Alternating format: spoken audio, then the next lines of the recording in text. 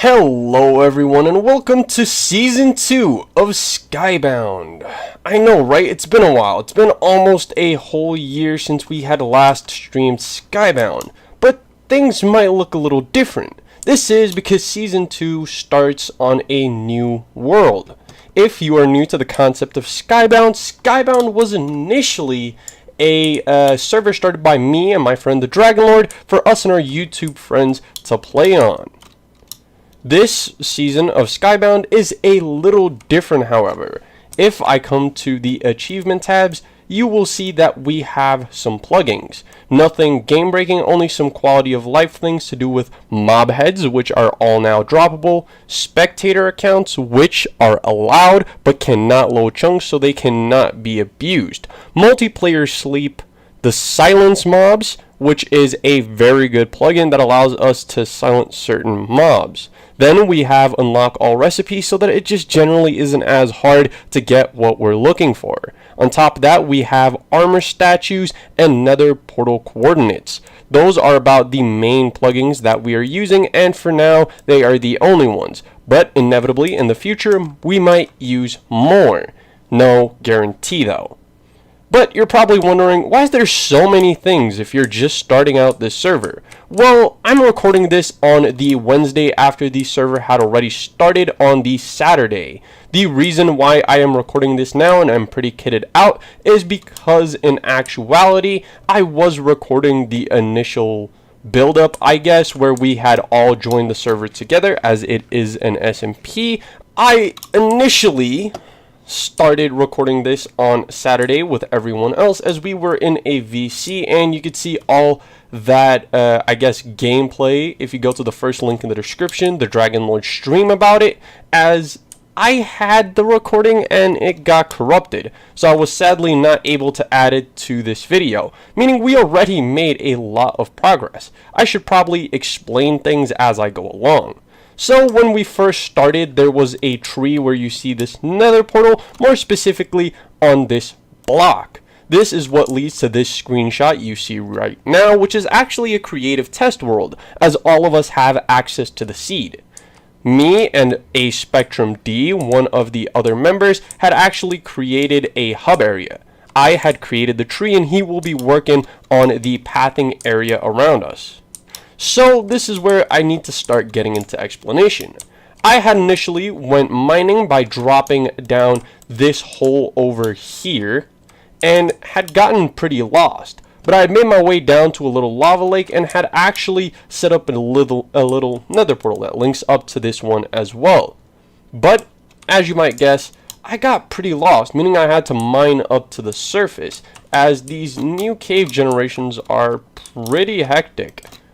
And I'll show you exactly where I mined up actually, and that will also explain the diamond pickaxe and some of the diamonds I have in my chest, which I will be happy to show in just a moment. But as you can see in this cave, there is a hole that rather stands out. This leads down to the area I was stuck at when I went mining. Of course, this wasn't for diamonds, but actually we had started mining for a different reason, which was to create a nether portal, as we wanted to set up an early game hoglin farm that is yet to pop up, as we can't go onto the nether roof yet. But nevertheless, we had made a lot of progress in these last 5 days. This is initially where I wandered down to, all the way down this crevice, where you will see the initial lava spout. I would have quickly cleared it out with water and eventually realized that, hey, why don't I start mining? Because we had no flint and steel, so I had to use the old lava and wood trick. The reason why this portal is no longer lit is so that the one on the surface links properly. So we came down here, and as you can see from the first patch right here, we had actually discovered diamonds. I had originally made a quote about how this is going to look really sketch, and in my opinion it would have. And as I continued mining, I would eventually ran into a double vein of lapis and redstone. So we have some of that as well.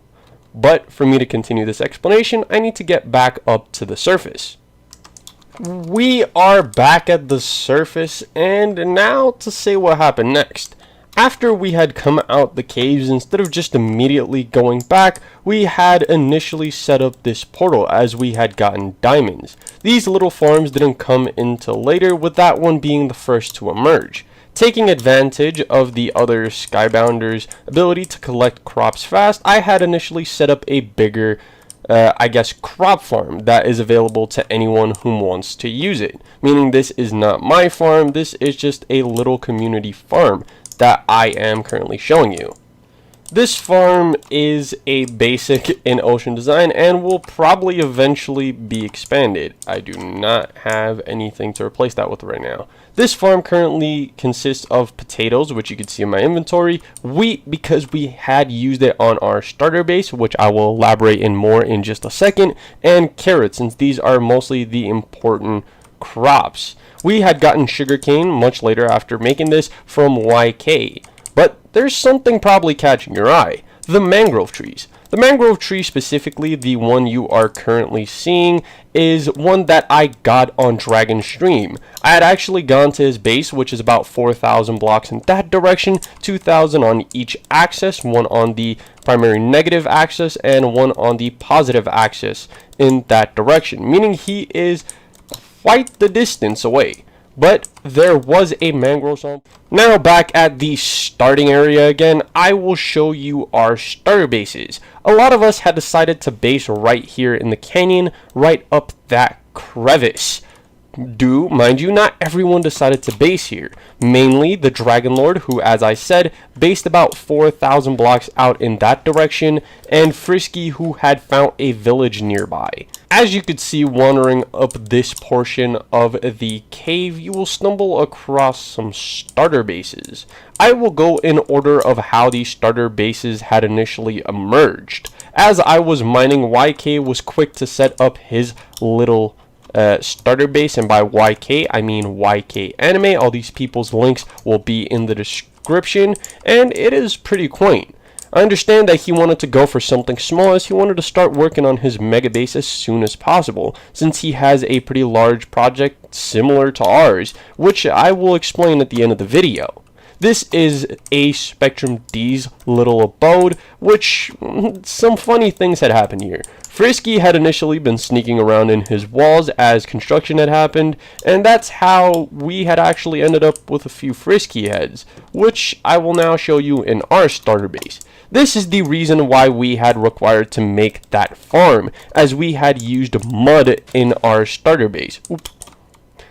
And mud bricks is just such a beautiful block, and I get it, I'm not the greatest builder, but I'm really happy with how this turned out. And as you can see, this is called Six Meister's Enchanted Church. May Zephyr guide us. Don't worry about that. And as we come in, we see that it's kind of cut off, as I had stopped the episode and realized that my recordings had practically just up and disappeared. Not necessarily disappeared, but what had happened is my recordings had really choppy frames. And here is what we've gathered up until now. In this very chest, you will see that we have both mob and player heads, and along with that, some resources. The most important of which is these diamonds, which I had explained how I'd gotten earlier. But obviously, I could not have gotten this from one vein, since 9 of these had actually been given to us by YK, our next door neighbor. So, now that you are completely caught up, let's get into what I was going to do this video. We're going to start off with a quick mining time lapse, and while that is going, I will explain the method of mining that we will be using. So we will be creating a tunnel that's between 30 to 120 blocks long. Obviously you can make it any length you want, but intervals of 3 or 30 usually works best for this type of mining. So what you want to do is make your tunnel about 60 to 100 blocks long, and then afterwards on your way back, mind you, this all has to happen on negative Y56. On your way back, every third alternating blocks, you will mine 5 blocks to the right, 5 blocks to the left, and 5 blocks above you to reveal the maximum amount of surface area, I guess, so you would be able to reveal the most amount of ores. And as you will see, for the initial stretch or initial tunnel, not many diamonds were unveiled. Actually, only one set or one vein of diamonds were revealed at the end. But on the way back, we actually got quite a few, which the Hall of Diamonds will be shown to you after this little time lapse, as the amount of surface area we are clearing up is the equivalent of many of these types of tunnels. So as you might imagine, it was fairly efficient. And if you're wondering why I am mining into the tuff, is just on the small chance that that is not a tuff vein, but an ore vein covered in tuff, as that is how you can distinguish the individual ore veins. And for right now, we are actually pretty short on iron, not having gained much from this entire haul, meaning in the near future we will most likely be making an iron farm, which is kind of spoilers for next episode, as we will be working on a village of our own, similar to Frisky. And with that out of the way, let's move over to show our plans for the season in our creative test world. Now in our creative test world, you could see the plans for the portal in the middle. Obviously the portal itself will use a little work along with the interior of the tree and even the roots, I guess, as I will only be building the main tree, which I actually really like. It uses a combination of mangrove wood and spruce stairs to make a pretty cool look. Yet this will not be exactly duplicated into the world. This is more of a reference image that helps me figure out what I actually want to do.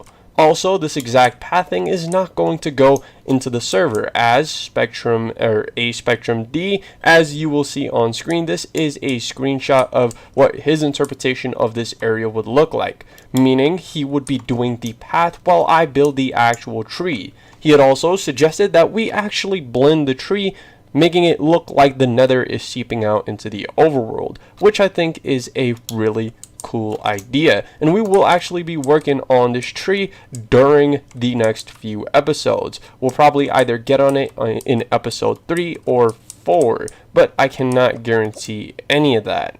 Now let's switch over to our mega base location, which I really want to show off. And this is the location of our future mega base. I know what you're wondering. Are you gonna revamp the Ocean Temple and so on and so forth? And I'd say no. I actually have a much bigger idea for what's going to go within this area. If we cut down our render distance to 8 chunks, we would see this right here. This square is an 8 chunk square around the area where our base would be censored, which is obviously the ocean monument. We will be both clearing out the water and leveling it down all to the same Y level, which most likely would be either the block at the bottom of the ocean temple or a few blocks lower for farming means, of course. But this also means that we would have to do a lot of digging. And I know, yes, while TNT dupers are frowned upon in most communities, we as a community here in Skybound are actually pretty cool with most exploits as long as it does not involve item duping. And if you don't know what item duping is, it is the duping of an item within an inventory slot and not necessarily an item like sand, which will be allowed to be duped, and obviously TNT. This is where we will get the means to create somewhat but not exactly a world eater. Obviously this will be a water clearing variant of the world eater, meaning this entire square, which is kind of buggy right now, would actually be how we clear this entire area out. We will be practically making the perimeter, getting the scale we want within the next few episodes, and then we would actually start building the machines. Obviously things like clearing out all the seagrass and kelp won't necessarily be needed because of how we will be making everything. But so with our practically base plans now, I will also explain what exactly the base is going to be. After figuring out the direct dimensions, we will be creating a giant circular structure around the base, where then we would reintroduce flooding for the ocean, and we would be building a Japanese-styled civilization within this area. The reason I had actually chosen Japanese is because of how this channel had been built up until now, being focused around anime, and practically what had made this channel up until this point. Meaning I will be recreating a lot of structures from some famous anime that I watch, and possibly even some custom structures that I just think would look cool. This area will not only function as a base location, but also as an industrial district, meaning we would actually try to log on to this area only if a few people are on. We will avoid chunk loading, as chunk loading a industrial district can be rather dangerous. Everything from the basic villager crop farm up to mega iron farms would be introduced. We will be having multiple units for iron farms throughout this entire circle, and would even have some other more controversial farms within this area. And with our plans for Season 2 out of the way, let's get back into this episode. After returning from the mine, this is the resource heal that we got. So after mining for give or take 30 minutes, this is the immense amount of resources that we were able to accumulate. And with all that out of the way, the explanation of our future base plans, our mining session that had actually healed pretty well for only lasting about 30 minutes, this episode of Skybound Season 2 will come to an end. If you enjoyed, make sure to drop a like, subscribe, and hit that bell notification to be notified when more parts of this series come out. Also, while you're at it, the cards you are seeing on screen are videos I personally think you would enjoy. So, if you enjoy anime like I do and want to see me do some hypotheticals, maybe click on one of those. But, without further ado, this has been your boy 6. Peace.